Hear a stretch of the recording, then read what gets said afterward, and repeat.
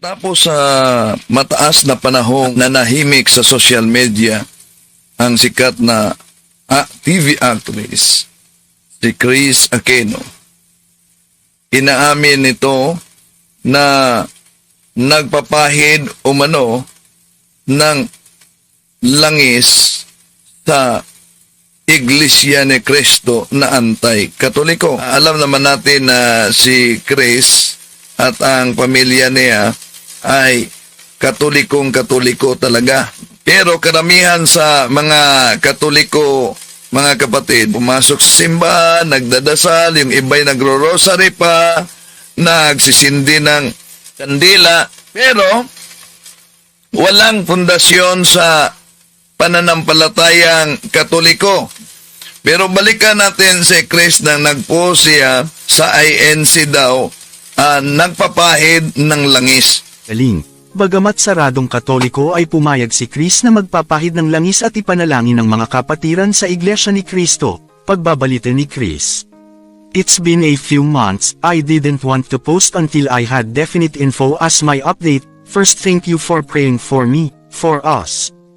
Thank you Minister Joji and my INC friends for making the trip to anoint me with healing oil, sharing the biblical healing verses that I now include in my daily prayers. Yan. Kapag dispirado na ang isang tao dahil sa malubhang karamdaman, talagang kahit saan kakapit, basta may pag-asang gumaling ito. Tungkol naman kay Chris Aquino, mahalagang malinaw ang ilang mga bagay.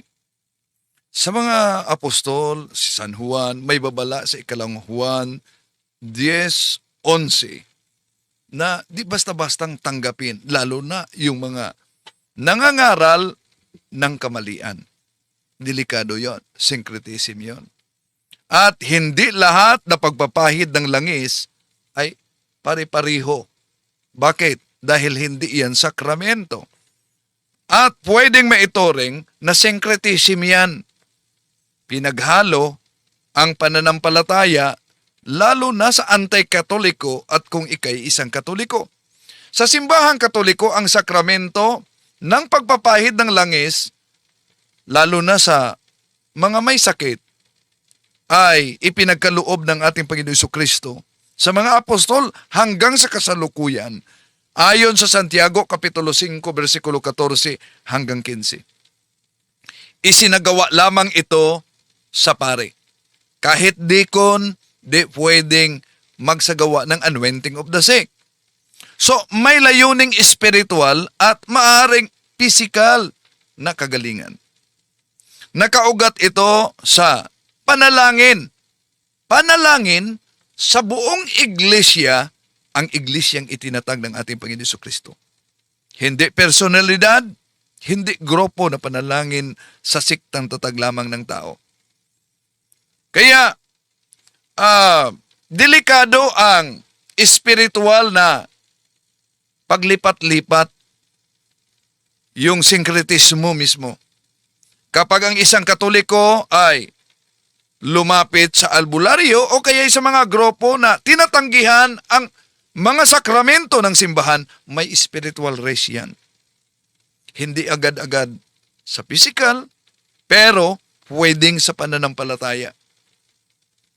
Kaya, ito ba'y simula para siya matangay sa iglesyang tatag ni Felix Manalo? So, pero kung meron lang maka-advise kay Chris na lalapit sa simbahan sa pamamagitan ng kahit deliverance. Bakit? Meron tayong kaibigan na sumusuporta sa ating channel, kapatid sa isang pare na kaibigan ko. Pareho sila ng karamdaman, mabigat na karamdaman, parehong-pareho sila ni Chris sa findings ng doktor. Pero alam nyo ba, pagkatapos ng deliverance, pare na kapatid niya ang nagsagawa ng deliverance. Ngayon, totally, gumaling siya sa naturang karamdaman. At delikado ang pagpapahid sa Iglesia ni Cristo. Alam naman natin na ang INC ay very anti-katoliko at sa kanilang pagiging anti-katoliko, abay, nagsusuwagan ang kanilang atake sa ating pananampalataya. Panoorin ninyo ang buong video.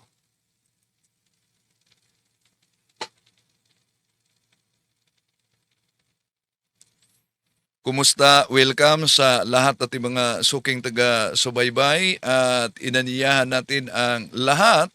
Huwag kalimutang pindutin ang like sa ating live. At kung bago ka lang, huwag kalimutang mag-subscribe at pindutin ang bell button para updated kayo, mag-comment at i-share ninyo. Makatulong kayo sa ating isinagawang evangelization kung i-share ninyo sa mga kapwang Katoliko. Lalo na napaka-importante ang ating talakayang ito, mga kapatid. Dahil sa unang pagkakataon, madiscover ninyo ang napaka-anti-Catholic na tuligsa sa INC at yung mga personal na tuligsa ng mga kaanib sa INC, lalo na sa The Revealers. Pagkatapos, nagsusuwagan pala batay sa kanilang mga pasugo magasin. Meron tayong mga pasugo magasin sa iba't ibang taon, mga kapatid. Grabe, nagkasuwagan talaga sa kanilang banat sa simbahang Katoliko. Kung saan man kayo nagsubaybay at nanood sa ating live streaming, inaanyayahan natin, huwag kalimutan na i-comment kung saan kayo nakabase ngayon, no, para alam natin kung saan nakaabot ang video sa ating pagtatalakay ngayon. Ang ating banal na layunin sa live na ito at sa ating channel, hindi ay tulad sa ginawa nila na grabe talaga, personal na atake na sa grupo ng The Revealers. Pero napansin niyo, mga kapatid, na kahit personal na atake itong ginawa ng The Revealers, alam niyo ba? Ngayon, wala na silang video na bago sa kanilang channel. Tulad Sinita, grabe pag magtuligsa sila. No? Grabe talaga. Personal ang kanilang mga atake. Matunghayan ninyo ngayon. At yung mga salungatan, mga kapatid. Pero siguro dahil sa ginawa nilang mga pamimersonal na atake, no? Grabing mga ginawa nilang pamimersonal, yun na ang dahilan na wala na sila ngayong ni isa video. Wala nang bago. Sisilipin muna natin ang channel nila. Ito yung channel nila. Mapansin ninyo na ako ang kadalasang topic sa channel nila. Yeah? Ito, grabe banat. Pero wala na silang bago ngayon sa The Revealers. Ako ang isa sa mga binanata nila sa kanilang channel. Wala na silang bago. Matagal na, wala nang bago. Pero grabe ang kanilang pagtuligsa sa ating personal talaga. Okay, pakinggan natin yung mga personal nila na atake. Sasagutin natin punto por punto. Muli po nating sasagutin si Wendell Talibong, isa po sa matandang dragon sa punto por punto, na ngayon po ay tatawagin nating pondo por pondo, sapagkat sa bawat gawa niya ng content yan po sa kanilang punto por punto ay naglalaman po na ikaw ay makapagko-comment kung ikaw po ay nakapag-subscribe at ito po ay may bayad. Mga kapatid, kung napansin ninyo, sasagutin daw nila at ilalantad yung kasinungalingan ko. Pero sino ba ang nalantad ngayon? Ha? Una, gumagamit sila na tinatawag na ad hominem fallacy. Tinatawag nila kung ano daw, matandang dragon.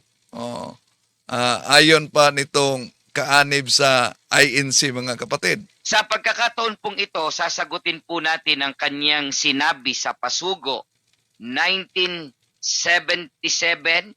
Oh, sandali muna. 1977. Balik natin. Muli po nating sasagutin si Wendell Talibong, isa po sa matandang dragon sa punto por punto, na ngayon po ay tatawagin nating pondo por pondo. Sapagkat sa bawat gawa niya ng content, yan po sa kanilang punto por punto, ay naglalaman po na ikaw ay makapagko-comment kung ikaw po ay nakapag-subscribe at ito po ay may bayad. Okay, mga kapatid, tatanungin ko kayo. Dahil sabi nila, ilalantad ang kasinungalingan. Sino ngayon ang nalantad? Bakit? Totoo ba yung sinabi niya na hindi ka makapag-comment sa channel natin ngayon at hindi ka pwedeng mag-subscribe kung hindi ka magbayad? Kayo, ano ang masasabi ninyo? Ilalantad daw nila ang kasinungalingan ko. Pero sinabing, hindi daw, kaya ang punto por punto ay ginawa nilang pundo por pundo. Una, na punto, mga kapatid. Sa halip na sagutin nila yung issue doctrinal. Punto por punto. Ang ilang kaanib, lalo na itong The Revealers, YouTube channel, wala namang bago ngayon dahil baka pinipigilan na sila ng INC. Lumihis sa usapan sa pamamagitan ng ad hominem fallacy. Ano yung ad hominem fallacy? Yung pag-atake personal imbis na sasagutin yung argumento. Di ba? Ako raw ay matandang dragon at pilit nilang binabaluktot yung punto por punto bilang pundo por pondo. Dahil may kasama silang aligasyon na hindi daw kayo makapag-comment and hindi daw kayo makapag-subscribe kung hindi kayo magbabayad. Isipin niyo, nagawa nila yung pagpakalat ng naturang aligasyon. Kayo, tatanungin ko kayo na nagsubaybay ngayon, totoo ba na kailangan kayong magbayad para mag-subscribe sa punto por punto o kaya sa akin channel? Walang bayad ang pag-comment, walang bayad ang pag-subscribe, at walang patunay itong paratang nila. Kaya sino ngayon ang nalalantad kung sinabi nilang ilalantad nila ang kasinungalingan sa pagsimula pa lamang nila? Sila mismo ay nalantad na nagsisinungaling. Kung totoo at matibay ang kanilang panindigan, bakit? Personal ang atake nila. Yun ang iniuna nila.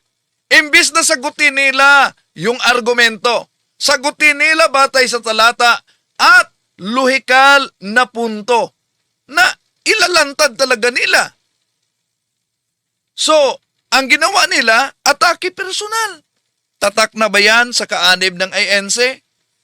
Ang ganitong taktika, mga kapatid, ay karaniwang sinyalis ng ano? Ng kawalan ng sagot sa mismong isyu. Kaya dahil di masagot ang isyu, yon, nag-imbento ng aligasyon na hindi naman totoo na sila mismo ang nalantad. Sa isang matinong talakayan, mga kapatid, ang katotohanan ay hindi dinadaan sa paninira, kundi sa malinaw na paliwanag at matibay na ebidensya. Kaya, hamon ko muli. Sagutin ang mga argumento. Huwag personal na atake. Dahil yung pamimersonal ninyo, abay, naglalarawan yan sa siktang inaniban nyo. So kung may mali, lalo na sa sinabi ko, ito gamit ang ebidensya, gamit ang inyong argumento, hindi yung paninirang puri na lang, di ba? Oh, imagine, ilalantad ang kasinungalingan pero sila mismo ang nagsinungaling. Bakit? Isa po sa matandang dragon sa punto por punto na ngayon po ay tatawagin nating pondo por pondo sapagkat sa bawat gawa niya ng content yan po sa kanilang punto por punto ay naglalaman po na ikaw ay makapagko-comment kung ikaw po ay nakapag-subscribe at ito po ay may bayad. O, di ba? Ikinakalat talaga nila yung aligasyon na yan na hindi ka makakapag-comment, hindi ka makapag-subscribe pag hindi ka nagbayad. Saksi kayo mga kapatid, libre ang pag-subscribe sa YouTube. Walang bayad para magiging subscriber ng isang channel, lalo na sa channel ko. Libre itong gawin at hindi ito nangangailangan ng pera para bayad. Di ba? Hindi rin required ang pagiging subscriber para makapag-comment. Sa normal na setting mga kapatid, ng karamihan sa mga YouTube videos, basta makalagin ka lang sa YouTube, sa Google account, para maaari ka na mag-comment. Kahit hindi ka subscriber sa channel, di ba? Libre ang pag-subscribe. Hindi ito kailangan na may bayad. Taliwas sa pinalitaw nitong kaanib ng INC na kailangan may bayad para magiging subscriber. Kadalasan, kapag mag-comment ka, kahit hindi ka subscriber, pwede kang mag-comment, di ba? O, ngayon, pagpatuloy natin. Sa simula pa lamang, sino na ang nalantad? Okay, patuloy natin. Sa pagkakataon pong ito, sasagutin po natin ang kanyang sinabi sa Pasugo, 1977. 1977 ba, Kuya Proton? O, yan. Dito muna na punto mga kapatid. Kung sasagutin ninyo gamit ang pasugo na ginagamit ko, dapat handa kayo at malinaw kung aling issue ang ginagamit ko. Pansinin ninyo. Nagtatanong pa sa kasama kung anong pasugo yung ginagamit ko. Hindi siya sure kung ito ba'y 1977. Pinakita na may duda siya kung anong pasugo ang ginamit ko. Research muna pag may time. Dapat mag-research muna para handa. Opo kuya, February 1977 po. Sa pahina 7, na di umano, batay po sa matandang dragon na si Wendell Talibong, na ito raw po ang stand ng ministro na si kapatid na Tomas Katangay, batay po sa ipinaliliwanag ni Wendell Talibong. Kuya Proton, ano po ba ang nilalaman ng aklat diyan po sa 1977 February issue sa pahina 7 o pahina 7? Ito po, Kuya Robin, i-play muna natin yung sinabi ni Talibong na pandaraya para maipagkumpara natin kung ano talaga ang nakalagay. O, yun. Iparinig daw nila kung ano ang sinabi kong pandaraya. Okay, tingnan natin. Kung ano ba daw umano yung sinabi kong pandaraya. Sa pasugo, makikisuyo pong paki-play po muna. Balikan lang natin ng konting-konti. Think ye of Christ made a sweeping conclusion that those who deny the alleged deity of Christ are heretics. After New Testament times, many heretics arose who denied the doctrine of the deity of Christ. These false teachers were denounced by believers like Ignatius, 110, Anno Domini, and Polycarp, who were followers of the Apostle John. Yon. Yan, napansin po ninyo kung ano yung... Ang binasa po niya ay mula po sa Pasugo, date 1977. O, yun. Kinonfirm niya na nabasa ko mula sa pasugo. Ang tanong, ba't sinabi nilang pandaraya yon? Kung kinonfirm nila na nabasa ko galing sa pasugo. Ang pandaraya, yung gumamit tayo ng pasugo na hindi naman mabasa yung quotation na ipinalabas natin, di ba? Oh. So, kinonfirm pa nila, quotation ang nasa pasugo nila. Pero bakit daw sinabing pandaraya yon? February sa page 7.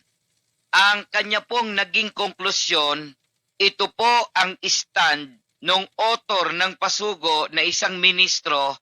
O, yun daw umano ang konklusyon ko. Ba't di nyo ituloy yung video? Meron bang sinabing konklusyon na istan yan? Ang sabi ko, si San Ignacio sa Antioquia, kotisyon iyon sa pasugo ninyo kung saan nakasulat na si San Ignacio ng Antioquia ay alagad ni San Juan Apostol. Bakit po ba pumunta tayo sa isyong yan? Dahil gusto nilang ipalitaw na si San Ignacio, mga kapatid, ng Antioquia ay founder daw ng simbahang Katoliko. Wala naman tayong mabasa batay sa kasaysayan. Yun ang konklusyon nila. Yun ang malinaw na pandaraya. Pero, ang nasa kotisyon ng kanilang pasugo, si San Ignacio, obispo ng Antioquia, alagad ni San Juan Apostol. Iyan ang nakasulat.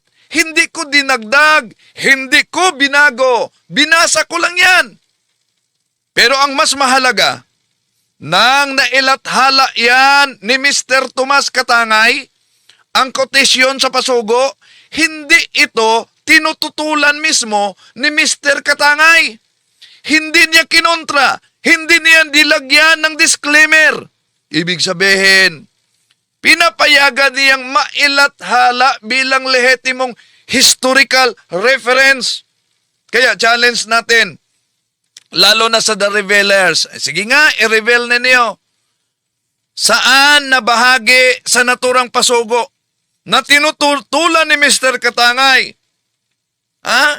Tinututulan ni Mr. Katangay na sinabi niya, hindi totoo na si San Ignacio ay alagad ni San Juan. Wala kayong mabasa. Kaya ang tanong ay hindi tungkol sa akin at hindi rin imbento ng istan. Ang tanong ay simple. Bakit inilathala sa pasugo ang pahayag na si San Ignacio ay alagad ni San Juan kung ito raw ay mali? O kung ito raw ay hindi dapat paniniwalaan? Kung mali pala, bakit hindi kinurek? Wala kayong mabasa na kinurek yan. Lalo na ni Mr. Tomas Katangay na siya ang nag-quote mismo sa naturang aklat. Kung totoo, yung nalathala na yan, na quotation, bakit itinatanggi nila at sabihin, nagsinungaling daw ako, nandaraya daw ako, na binasa lang natin. Kapag wala nang masagot, mga kapatid, napansin nyo, kapag wala nang masagot, batay sa ebidensya na ipinakita natin, abay nauwi sa atake personal at pang-iinsulto. Tatak na ba yan sa pagiging kaanib ng ANC? Tanong lang Pero tandaan ninyo, ang katotohanan ay hindi pwedeng bumagsak sa pamamagitan ng personal na atake. Kung may kontrahin ninyo ang nilalaman sa naturang pasugo, ipakita ninyo na tinututulan yan ni Mr. Tomas Katangay. Hindi, yung pawang na lang, personal na atake. Ito, binasa nila. Ito, pakita ko sa inyo mga kapatid. Ito naman, wala tayong dinagdag. Ito talaga ang binasa nila, Nasa kanilang pasugo. Kotisyon yan. The author of What Think Ye of Christ? made a sweeping conclusion that those who deny the alleged deity of Christ are heretics. After the New Testament times, many heretics arose who denied the doctrine of the deity of Christ. Those false teachers were denounced by believers like Ignatius, 107 Anno Domini, and Polycarp, who were followers of the Apostle John. O, anong lalabas na punto diyan sa kotisyon nila? Malinaw na ang kotisyon na ito, yung hindi daw naniniwala na si Kristo ay Diyos, mga erehe. Tanong, mabasa ba sa pasugo na sinabi ni Mr. Tomas Katangay, hindi totoo na erehe ang naniniwala na si Kristo'y hindi Diyos? Wala kayong mabasa niyan. Mabasa ba sa naturang pasugo na sinabi ni Mr. Tomas Katangay na hindi totoo na si San Ignacio ay alagad ni San Juan Apostol? Sabi sa mga taga-INC, the Revealers, ang konklusyon ko daw, istanya ni Tomas Katangay. Ayon sa ilang mga kaanib ito ng INC. Tandaan ninyo sa usapin ng Pasugo 1977, ang nagsulat si Mr. Katangay. At pinilabas nila na nag-conclude daw ako na istan iyon mismo ni Mr. Katangay. Mali yun. Hindi ko kailan sinabi na yun ang istan ni Mr. Tomas Katangay. Ang sabi ko, kotisyon niya yon. Ang malinaw kong sinabi, may kotisyon si Mr. Tomas Katangay. Iyon ang sipi. Hindi automatikong paninindigan. Pero ano ang puntong ito? Ang punto dyan, mga kapatid, tinututulan ba ni Mr. Katangay yung kotisyon na si San Ignacio ay alagad ni San Juan? Kung mali ang siniping pahayag, dapat kinontra at nilinaw yan ni Mr. Tomas Katangay, pero wala kayong mabasa. Pero walang pagtutol, walang pagtanggi, walang koreksyon. Di ba? Okay, tuloy natin mga kapatid. Si kapatid na Tomas Katangay. Ngayon, aalamin natin sa kanyang bahagi pa ng pangungusap ano talaga ang stand ng pasugo batay sa kamangmangan o alam ni Wendell Talibong. Pakinggan pa ninyo. So napansin ninyo mga kapatid, no? Eto'y kaanib ng iglesia ni Manalo, ha? Pero sa kanilang side, puro na lang talaga ad hominem. Kamangmangan ni Wendell Talibong.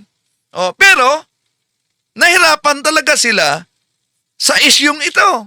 Ha? Puro na lang atake personal, napansin niyo, at imbento ng aligasyon na wala namang ebidensya. Imagine, nagpapabayad tayo sa mga subscribers, nagpapabayad tayo sa mga nag-comment, wala namang ebidensya. Ganon na ba talaga kadali magtapon ng aligasyon ang kaanib ng INC ni Manalo kahit walang ebidensya para lang ipalitaw na sila'y tama? Tuloy natin. Kuya Robby. Balik mo doon, kuya. Yeah. Opo, Kuya Proton. Sige po, tuloy po muna niyo si Talibong po. Ano yan? So, siguro, ngayon lang nila narinig na may kotisyon sila sa kanilang pasugo. Napansin ba umano kung ano yun na pasugo? Ngayon lang daw po natin narinig. Ang totoo, kahit na mayroon po kayong putulin na pasugo, ang aming tinitindigan, doon sa pasugo, mayroong quote talaga mula doon sa mga nagtatanong at bago sagutin yung tanong nung nagtatanong, i-quote muna yung tanong at stand nung nagtatanong when Parang nawala na, naligaw na siya sa pahayag. Ikukot muna yung tanong at stand. Ang pinag-usapan natin dito, yung quotation sa aklat ni Roberts na kinot ito at may historical na pahayag na si San Ignacio at Policarpio, mga alagad ni San Juan. Wala kayong mabasa sa pasugo ninyo na tinututulan niya ni Mr. Tomas Katangay. Ni sinabi ni Mr. Tomas Katangay, hindi totoo ang sinabi ni Roberts na si San Ignacio ay alagad ni San Juan. Wala kayong mabasa niyan. Kaya nga ginamit natin yung quotation na yan dahil nasa pasugo ninyo. Okay, tuloy natin. Wendell Talibong. Meron pang bahagi, Kuya Proton, pakinggan pa natin. Napansin nyo? Robert, page 5. So, ibig sabihin, citation yan doon sa librong ginawa ni Robert. O, so kung kinumpirma nila dito mga kapatid na ang binasa ko ay citation galing sa aklat ni Mr. Robert na wala namang pagtutol ang author na si Tomas Katangay, paano nasabi nila na dinaya natin ang pagpahayag batay sa naturang quotation? Di ba? Okay, tuloy natin. Okay, Kuya Proton, pakita na po natin, ihayag na po natin ang kasinungalingan ni Wendell Talibong. Oh, dito na naman, pansinin niyo mga kapatid na puro talaga atake personal. Ihayag na natin ang kasinungalingan ni Wendell Talibong. Bakit daw? Nagsisinungaling ako? Dahil siya naman po ay walang aklat o walang pasugo. Ipakita po ninyo yung Oh, yan. Wala daw akong pasugo. Sige. Paano mo na siguro na wala ako? Ito. Di ba ito ang binasa ninyo? Ito sa hawak ko, ang kapal. 1977 lahat ito na pasugo. Ha? Pagkatapos sinabing, wala daw akong pasugo. Ngayon, sabi pa niya, ihayag natin ang kasinungalingan ni Wendell Talibong. Sapagkat wala naman siyang pasugo. Ha? Ang pahayag nitong The Revealers, sila mismo ang na-reveal. Sino ang nagsinungaling? Wala raw akong hawak na pasugo, wala daw akong kopya na 1977 ni Tomas Katangay. Ito, ang pinakita, kayo ang wala. Bakit? Diyan lang kayo sa PDF nangunguha. Ha? Oh, pansinin niyo mga kapatid. 1977, si Tomas Katangay ang nagsulat. At tahasang, kung sinabi ninyong wala akong pasugo na nakita naman ninyo ngayon mga kapatid, hawak ko ang pasugo, hawak ko ang ebidensya, kaya may hawak akong aktual na kopya ng pasugo 1977, sinulat ni Mr. Tomas Katangay. Ngayon, kung sabi nilang ihayag nila ang kasinungalingan ko sa pagsabi nila na wala akong kopya, at ngayon na ipakita ko, ang tanong, sino ang nahayag na nagsisinungaling? Di ba? Ipinakita ko mismo dito sa live. Ibig sabihin, may patunay, may physical na ebidensya, at may pagpakita, presentation sa publiko. Pagkatapos, ang dali nilang nag-conclude, wala akong kopya. Kung sinabi nilang wala akong kopya, samantalang naipakita natin mga kapatid, yung binasa natin, dito sa live, sino ngayon ang nahayag ang kasinungalingan? Di ba? Aber? Well, hindi ko kasalanan kung ayaw nilang tanggapin ang dokumento na kontra talaga sa kanilang aral. Hindi ko ito imbento mga kapatid. yung nakasulat at kotisyon sa pasugo, ito'y sariling publikasyon ng Iglesia ni Kristong Tatag ni Felix Manalo. Hindi ito opinion. Ang ipinakita ko kundi original na sipi ng kanilang pasugo. So, ang tunay na pahayag, ang tunay na nahayag yung pagsisinungaling. Yung kasinungalingan ay yung pagtanggi sa isang dokumentong malinaw na naipakita natin. Kapag itinanggi nila yung ebidensya, mga kapatid, kahit nasa harap na ang pagtanggi mismo, ang kasinungalingang nahayag. Di ba? O, balikan natin. Eto, pagkita natin. Sila mismo. Binasa nila yan. Kung wala akong kopya, paano natin maipakita dito? Itong binasa natin. Ha? O. Yun ang binasa natin. Na sila mismo nahirapan yan. Di ba? Oh. Okay. Anong masasabi ninyo, mga kapatid, sa pahayag na itong mga kaanib ng INC? Patuloy natin ang kanilang argumento. Pahina ng pasugo na yan, Kuya Proton. Ano Nakamute na? po kayo. Sorry po, kuya. Ito po ang aklat, ito po yung pasugo na February 1977, page 7. So binasa nila.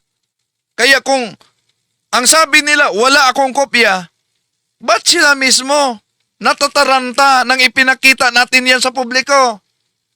Ba't ni-research nila? At may pahayag pa sila. Pag sabi ko, 1977, anong sabi nila? Hanapin niyo yung pasugo 1997. Nako, ang layo. Di ba? Di natataranta na. Ngayon, ang tanong, mga kapatid, tinututulan ba yan ni Mr. Tomas Katangay? Wala kayong makita sa pasugo niyan. Tuloy natin. Author po, nakipalakihan po ako. Bumalik sa maliit po. Ayan. Ang author po ng article na ito, ang kapatid na Tomas si Katangay. Yun, tama. Ito po, sinasagot ni Tomas Katangay ang aklat na sinulat ni J.W.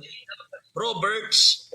At ang binasa... Well, kung sinagot ni Tomas Katangay ang kotisyon na yan ni Roberts, ipakita ninyo sa pasugo na yan, pasugo Pebrero 1977, pahina 7. Yung sinabi ni Roberts na ang hindi naniniwala na si Kristo ay Diyos, mga erehe. Tanong, asan mabasa sa naturang pasugo na sinabi ni Tomas Katangay, hindi totoo ang pahayag ni Roberts na ang hindi naniniwala na si Kristo ay Diyos ay mga erehe? Wala kayong mabasa diyan. Pangalawa, kung sinagot ni Tomas Katangay ang kotisyon na yan na nagsabi na si San Ignatius, obispo ng Antioquia, alagad ni San Juan. Sige nga, pakita ninyo. May kopya ako. Sabi pa, wala akong kopya. Saan mabasa sa naturang pasugo kung sinagot niya, na sinabing hindi totoo na si San Ignacio ay alagad ni San Juan Evangelista? Wala kayong mabasa niyan. Di ba? Tuloy natin, tuloy. Ni Talibong, ang totoo, binasa din naman ni Talibong pala na the author. Ayun po. Binasa ko talaga. Binasa ko talaga. Dahil nakasulat kotisyon yan sa pasugo ninyo. Di ba natataranta na sila? Yang nauna na paragraph, the author of What Think Ye of Christ made a sweeping conclusion that those who deny the alleged deity of Christ are heretics. Ano yung aklat, ano sinasabi ng aklat ni J.W. Roberts na yun ay sweeping conclusion? Ayan po, ang sabi dito, after New Testament times, many heretics Sandali, may nabasa ako dito. Kasi sa hirap, sabi ni Hodsam, sa hirap ng sakit niya, sino ba ang dumadalaw at sumusuporta sa kanya? May Katoliko bang dumalaw? Yes. Kahit na si Bishop Socrates Villegas at ang mga Carmelites. Ang problema lang, dahil pati na iglesia ni Manalo, nagpapahid siya ng langis na alam naman natin na ang iglesia ni Manalo ay hindi tunay na Kristiyano. Di ba? Okay, tuloy natin. Those who denied the doctrine of the deity of Christ.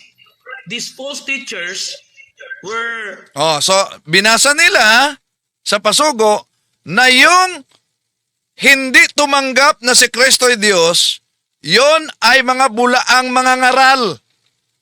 Okay, kung sinagot yan ni Tomas Katangay, asan na bahagi sa pasugo sinabi niya, hindi totoo na bulaang mga ngaral ang naniniwala na si Kristo'y hindi Diyos? Wala kayong mabasa niyan. Walang rebuttal si Tomas Katangay. Sa sinabi ng naturang kotasyon na si San Ignacio alagad ni San Juan. Wala. discovered by believers like Ignatius 110 AD and Polycarp, who were followers of the Apostle John. Tapos kinuha yung aklat, yung page, Roberts, page 5. Kaya nakalagay dyan na Roberts, page 5, mula kasi yan sa aklat ni J.W. Roberts. Hindi po yan ang paninindigan ng Iglesia ni Cristo. At hindi yan ang sinabi ni Cato Masi Katangay.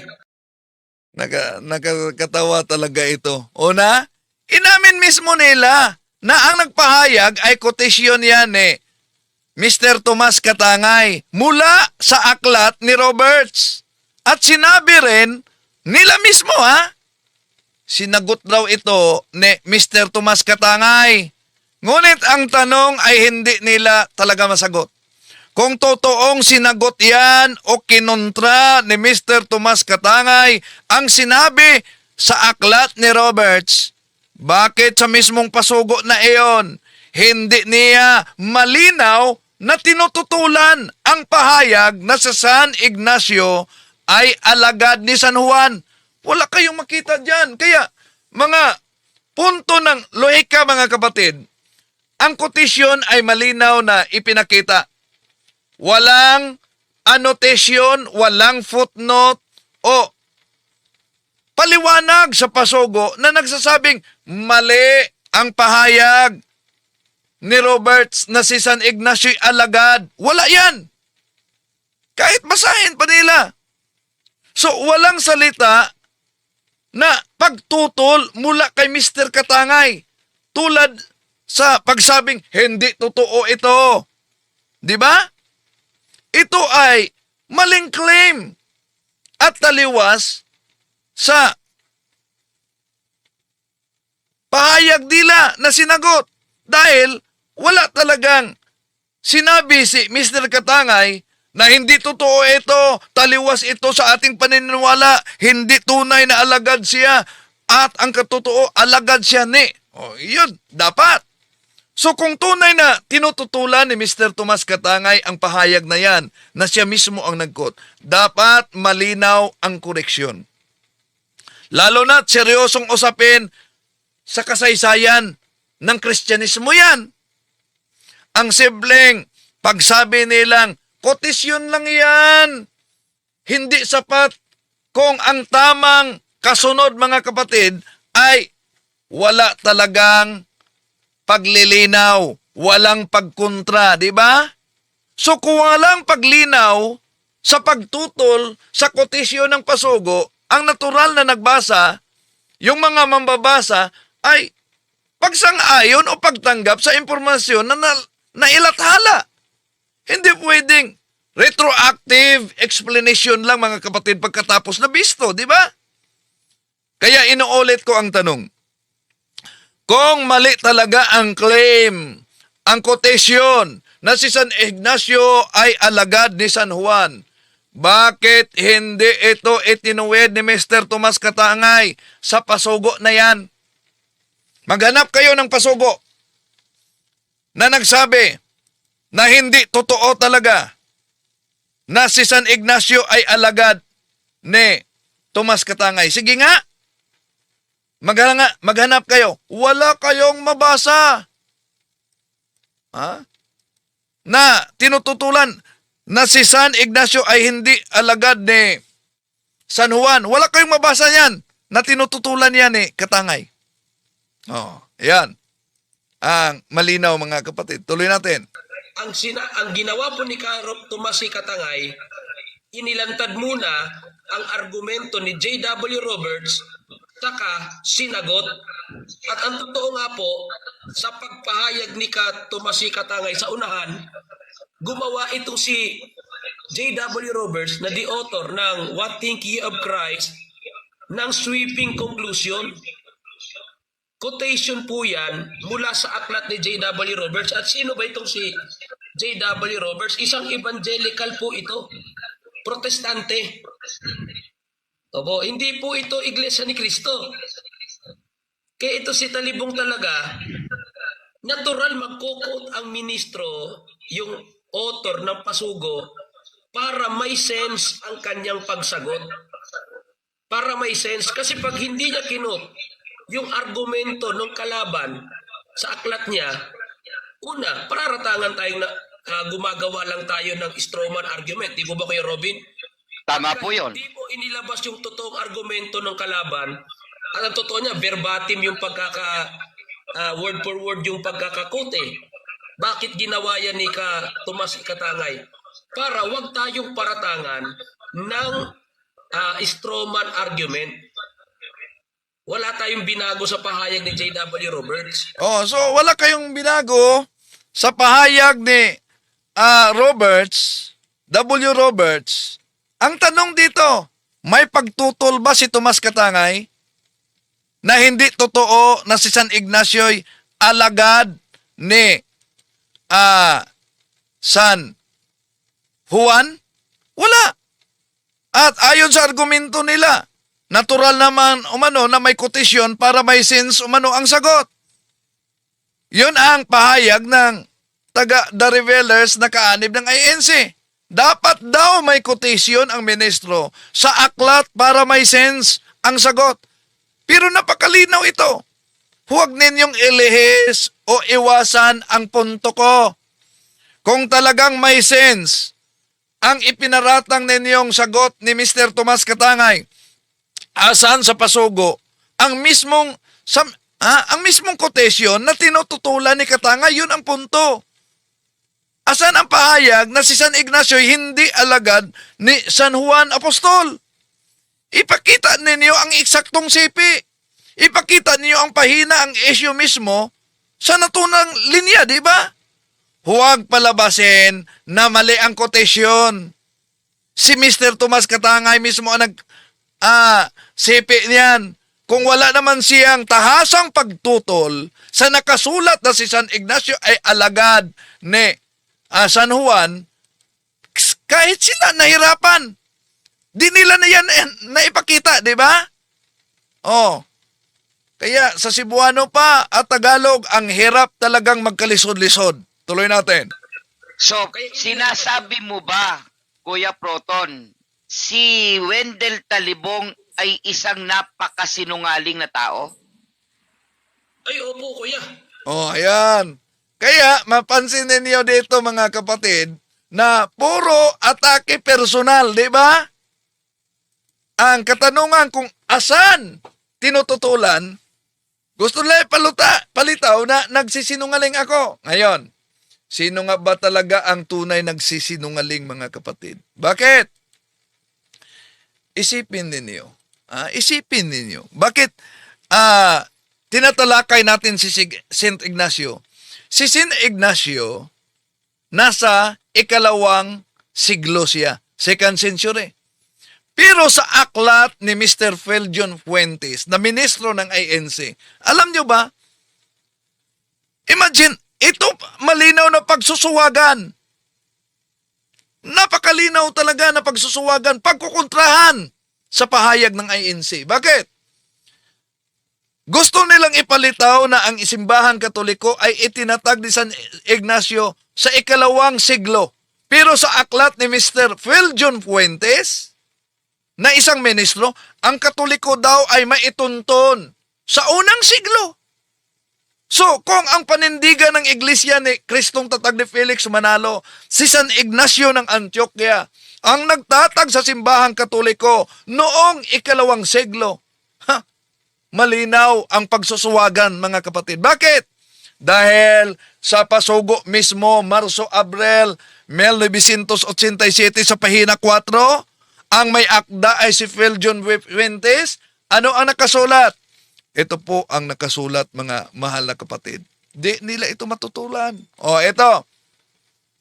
Pahina 4, I have nothing against the fact that the Catholic Church, which exists to this day, could be traced back from the first century.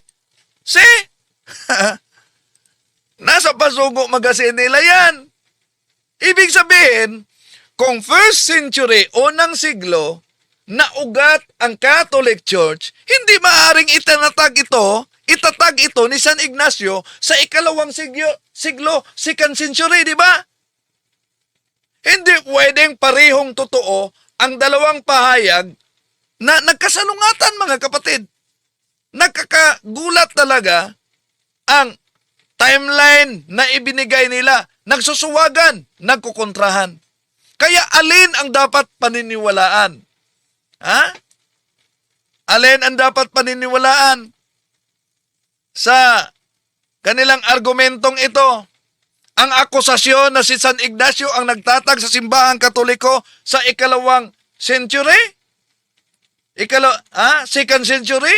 O ang paratang na pag-amin sa pasugo magasin nila ni Phil John Fuentes na ang Iglesia Katolika ay maitunton. Kailan?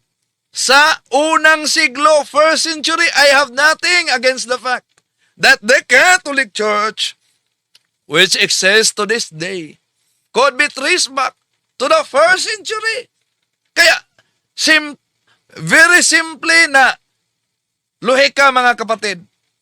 Kung tama ang pasugo, 1987, bagsak ang paratang laban kay San Ignacio na founder daw ng Simbahang Katoliko. Kung ipipilit nila ang paratang na si San Ignacio ang nagtatag sa Simbahang Katoliko, abay, taliwas ito sa sariling publikasyon nila sa pasugo, 1987, ni Phil John Fuentes sa pahina 4, Marso Abril 1987, pahina 4. I have nothing against the fact that the Catholic Church, which exists to this day, could be traced back to the first century. Kaya hindi maaring magsabay ang dalawang panindigan, mga kapatid. Kailangang pumili. At ayon sa ebidensya nilang sarili mismo, first century nakaugat ang Simbahang Katoliko. Kaya, sinong paniniwalaan natin? Si Phil John Fuentes na first century nakaugat na ang Simbahang Katoliko? O si Ramel Parba na ang nagtatag daw ng Simbahang Katoliko ay si San Ignacio? Salungatan kung kailan na itayo ang Simbahang Katoliko. Paano ipaliwanag ito sa Iglesia ni Kristong Tatag ni Felix Manalo? Bakit? Meron pa. Natayo daw umano ang Simbahang Katoliko. Kailan? Sa ika-5 siglo. Iba na naman. May pahayag sila ika-5 siglo. May nagsabi din ika-6 na siglo. Kontra-kontra talaga. Ano ba talaga, kuya? Isa sa malinaw na palatandaan, mga kapatid, ng pagsisinungaling ay kapag nagkasalungatan yung sariling pahayag. Di ba? Kapag nagkasalungatan yung sariling pahayag, ito mismo ang makikita na panindigan ng Iglesia ni Kristong Tatag ni Felix Manalo tungkol sa pagkatatag ng Simbahang Katoliko. Bakit? Una, matagal nang itinuturo ng Iglesia ni Kristong Tatag ni Felix Manalo na ang simbahang katoliko daw ay naitatag lamang sa ikalawang siglo at karaniwang iniugnay nila si San Ignacio, obispo ng Antioquia, isang paratang na paulit-ulit na ginagamit laban sa simbahang katoliko. Ikalawa, si Phil John Fuentes na isang ministro ni Felix Manalo sa INC. Hindi maitanggi na ang simbahang katoliko ay maitunton o mano sa unang siglo. Ibig sabihin, inaamin mismo ng isang ministro na may historical continuity ang simbahang katoliko mula pa sa panahon ng mga apostol. Di ba? Ano ito? Mali ito? Pakita natin uli. O, mga INC, ito tingnan nyo sa pasugo ninyo. I have nothing against the fact that the Catholic Church, which exists to this day, could be traced back from the first century. Pakita ninyo. Sa inyo yan na pasugo. Ha? Ano yan? Mali yan? Meron pa. Lalong magiging malinaw ang contradiction kapag binasa ang pasugo mula sa Hulyo. Baka sabihin na naman nila, walang kopya si Talibong. Hulyo 1951. Ito, ang lahat na ito ay 1951 na labas na pasugo. Tingnan niyo ang Hulyo 1951 na pasugo na ang may akda ay si Mr. Marcelino Francisco. Kung saan isinulat niya na ang simbahang katoliko ay naitatag. Kailan? Ika-5 siglo daw. Nako, iba na naman na kontrahan. Ha? O, ito. Basahin ninyo. Anong sabi ni Mr. Marcelino Francisco? Sapagkat ng matatag ang Iglesia Katolikay noong ika-5 siglo, matagal nang patay ang mga apostol ni Kristo. Nako, ika-5 siglo na naman. Ano ba talaga, kuya? Kaya malinaw ang tanong. Ika-2 siglo ba? Maituntun sa unang siglo ba? O ika-5 siglo? Mga kapatid, isip-isip naman kayo. Di ba? Ang ginamit nating ebidensya, kanila mismong pasugo. Hindi maaring 3 na nagkasalungat na pizza, mga kapatid, ay sabay-sabay na maging totoo, di ba? Kung pabago-bago ang sinabi, depende sa kausap o sa panahon, mga kapatid, malinaw na hindi ito katotohanan, kundi pagpakalat ng fake news. Pagpakalat ng kasinungalingan. Kaya, hindi nagkakasulungatan, mga kapatid, ang katolikong panindigan. Iisa lang ang tuloy-tuloy na turo na ang simbahang katoliko ay nagsimula sa mga apostol noong unang siglo. Kaya doon pasok ang sabi ni Mr. Phil John Fuentes na I have nothing against the fact that the Catholic Church, which exists to this day, could be traced back to the first century. So ang nagkukontrahan na mga publikasyon at pahayag ng INC ay katibayan sa pagpakalat ng kasinungalingan. Sa ganitong usapin, mga kapatid, ang tanong ay hindi kung alin ang sinasabi nila ngayon, kundi kung bakit pabago-bago ang kanilang pahayag laban sa simbahang katoliko. Hindi lang yan. Ito pa, para bang nakalimutan nila kung ano ang unang mga pahayag, yun ang resulta pag walang dugma. Bakit? May aklat si Felix Manalo. Anong pamagat? Ang sulo. At nagbabanggaan talaga ang pahayag mismo sa punto ni Felix Manalo. Kung nagkakasulungat ang sariling sinabi ng INC sources, mga kapatid, hindi talaga sabay-sabayng tama ito. Bakit? Una, ayon sa kanilang aral, ang simbahang Katoliko itinayo ni San Ignacio, ikalawang siglo. Ibig sabihin, second century ang pitsa. Ang problema, si San Ignacio, obispo sa Antioquia, na namatay sa taong 110 Anno Domini, ay hindi nagtatag ng bagong relihiyon. Gumagamit lang siya ng salitang Catholic, Catholicos Universal, bilang paglalarawan sa tunay na iglesyang tatag ng ating Panginoon Jesucristo. Ngunit, ayon naman kay Feljon Fuentes, matuntun daw sa unang siglo ang simbahang Katoliko. Ibig sabihin, first century ang pitsa. Salungat agad sa second century na claim nila ni San Ignacio. Pero may iba pang pahayag. Ikalimang siglo, ibig sabihin, 5th century na naman. Bagong pitsa. Panibagong kwento na naman. Ayon kay Mr. Felix Manalo, na kanilang founder, kanilang anghel, sa aklat na ang sulo sa ikatitiyak na Iglesia Apostolika Katolika Romana, sa pahina 29 o 30, ano ang mabasa? Alam ko meron silang kopya nito. Ha? O, tingnan ninyo.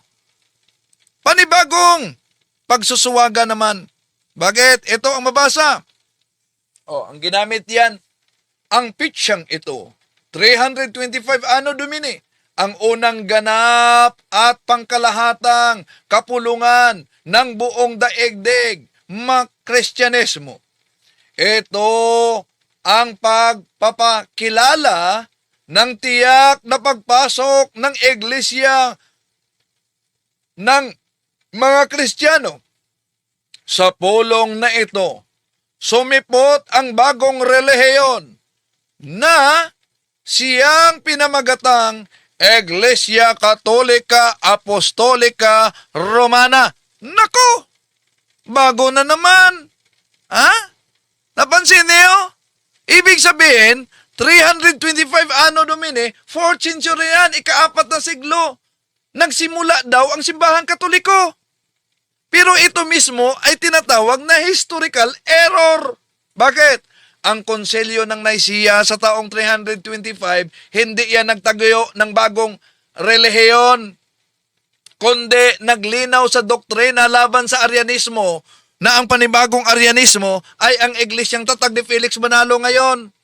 May mga Kristiyano na bago pa ang 325 Anno Domini.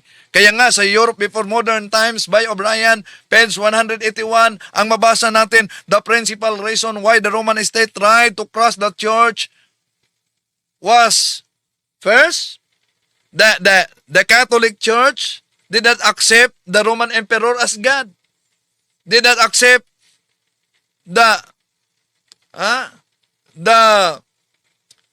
Roman Empire.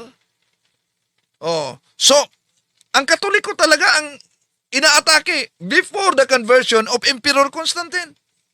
Kaya malinaw mga kapatid na ang ginamit nila, malinaw,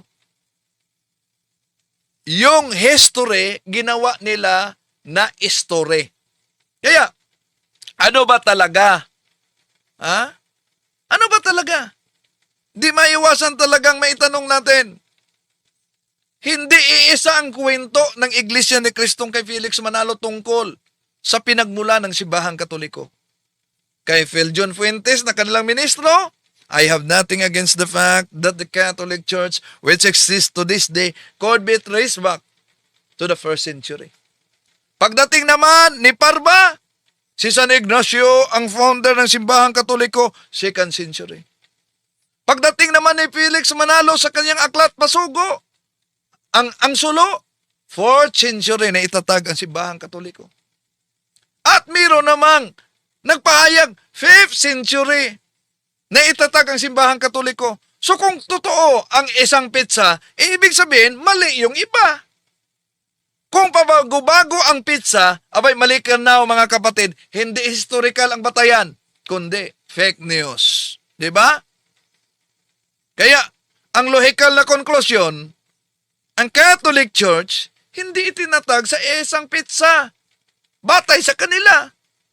Pero, ang simbahang Katoliko nagsimula sa unang siglo, kaya tama yung sinabi ni Mr. Feljon Fuentes, I have nothing against the fact that the Catholic Church, which exists to this day, could be traced back to the first century. Di ba? So, hindi mo kasalanan mga kapatid kung nalito ka at nagulo ka sa sariling claim nila.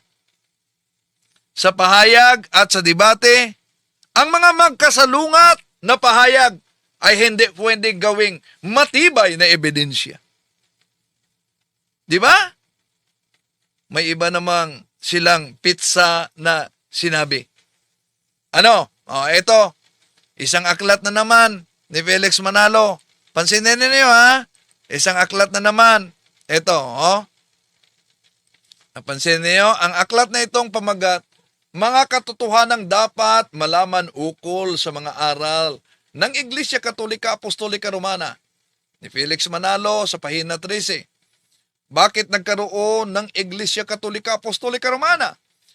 Tinayo sa ikapagkaisa ng Imperyo Romano at ng Iglesia sa layong magkaroon ng kapayapaan sa panahon ng Emperador Justiniano I.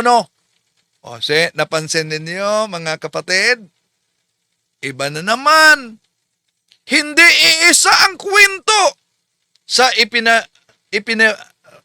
pinakita ng INC tungkol sa pinagmula ng simbahang Katoliko. Kapag pinagsama-sama natin ang iba't ibang pahayag nila, nagkasalungatan talaga ang pizza. Bakit? Ulitin natin, may pizza na ginagamit ng INC, hindi talaga nagkatutugma. First century, ayon kay Feljon Fuentes.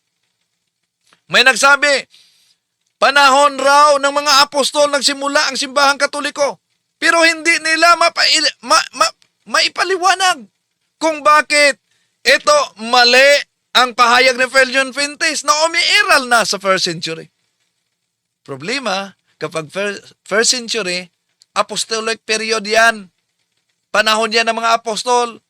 Pagkatapos, sinabing second century panahon ni San Ignacio. Tinuturo nila na si San Ignacio, obispo sa Antioquia, yun daw ang nagsimula sa simbahang Katoliko. Si San Ignacio ang unang gumagamit sa terminong Catholic.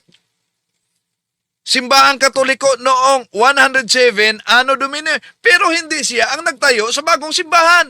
Ginamit niya ang Catholic para ilarawan ang nag-iisang pandaigdig na simbahan na umiiral na itinatag ng ating Panginoon Jesucristo. Di ba? Pagkatapos, sinabi naman ni Felix Manalo sa kanyang aklat, 4th century, 325. Ito ay pinakilala na buo ang konsilyo ng Nicaea, First Council of Nicaea. Ang konsilyo ng Nicaea sa taong 325, hindi yan nagtatag ng iglesia, kundi naglilinaw ng doktrina laban sa Arianismo na hindi naniniwala na si Kristo ay Diyos. So kung ang simbahang Katoliko mga kapatid ay itinayo sa 325, ngayon, sino yung nagsimula sa first century, second century, and third century? Di ba? Meron pang 5th century, 6th century sa panahon ni Justiniano. Abay, napakagulo na paliwanag sa INC ito. Ayon sa libro nila, ang katotohanan dapat malaman ukol sa Iglesia Apostolika Katolika Romana, pahina 13, itinayo daw sa ikapag-iisa sa Imperyo Romano at ang Iglesia panahon ni Emperador Justiniano I. Si Emperador Justiniano I sa panahong 527 Anno Domini, 565 Anno Domini. Malaking problema ito. Bakit? May simbahan na bago pa si Emperador Justiniano. May mga papa na, may mga obispo na, may mga martir na, may mga konsilyo na sa simbahang Katoliko bago pa ipinanganak si Emperador Justiniano. Ang ginawa ni Emperador Justiniano, kung sundin natin ang kasaysayan, history, hindi yung sarili nilang history, ay pinalakas niya yung umiiral na simbahan. Hindi siya nag-imbento ng bagong relihiyon. Kaya ano ba talaga ang historical na katotohanan? Ang Katoliko ay hindi itinayo sa iba't ibang pizza, di ba? Nakatatawa, di ba? Nagsimula daw sa 1st century.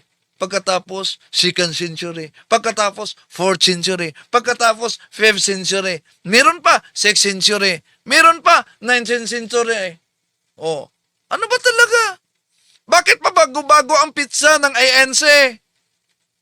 Dahil walang solidong historical na batayan.